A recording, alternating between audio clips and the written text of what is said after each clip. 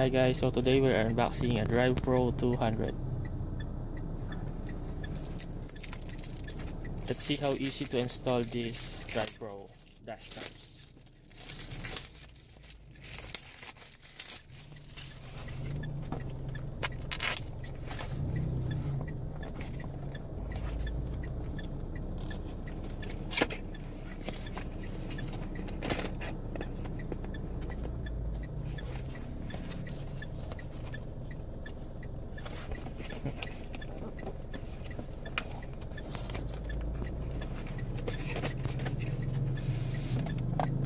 There.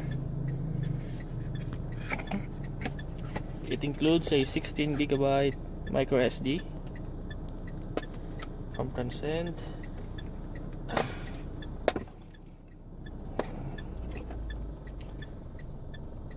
Look how discreet it is. Small. Here's the password if you want to connect via Wi-Fi your mobile device.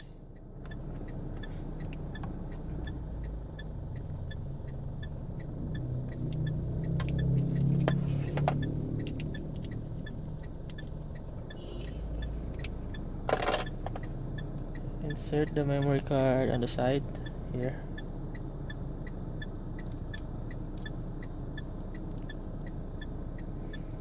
Then the package also includes a car charger,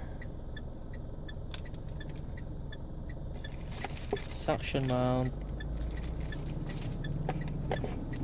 user manual, and some video cable if you want to watch the footage on your TV screen. Okay, so let's install it. Okay, so here's the suction mount.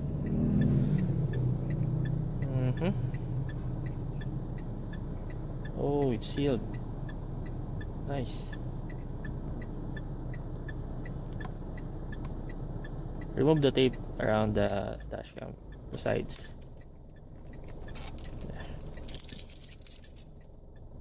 Then all you have to do is slide this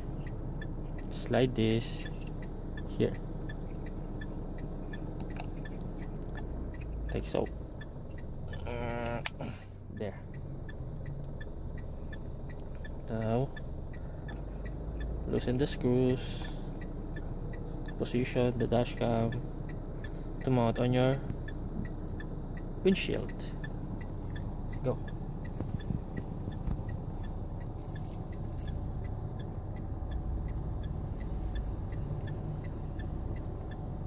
Place the dashcam where it doesn't block your view when you're driving. Then tighten the screws.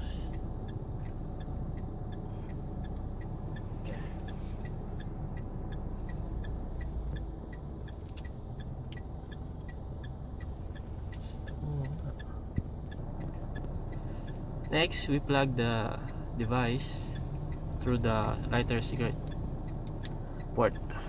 Okay, so first we put this on the dashcam.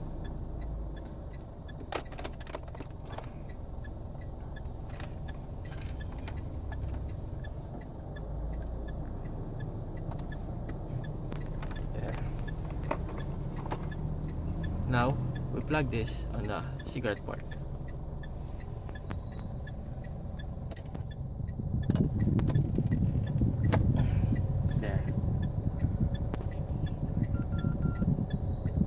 You'll see the light indicator indicating that there's power to your dashcam.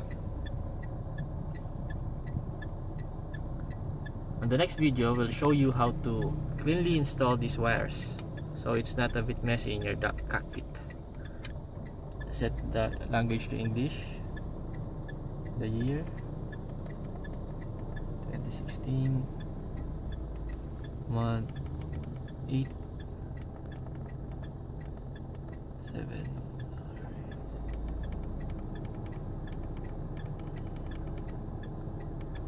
Then